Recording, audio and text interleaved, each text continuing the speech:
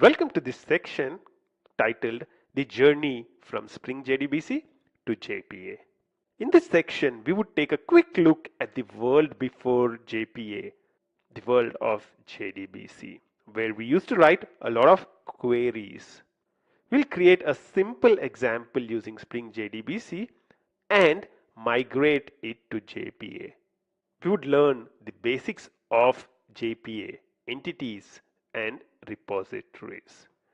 We would create a simple JPA repository to perform a few simple CRUD operations.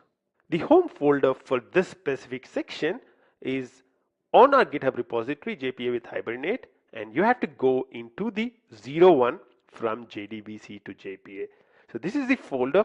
Once you go into that specific folder, you can see the details of all the steps, the notes which we have used during this section, and the complete code example as it is at the end of this section.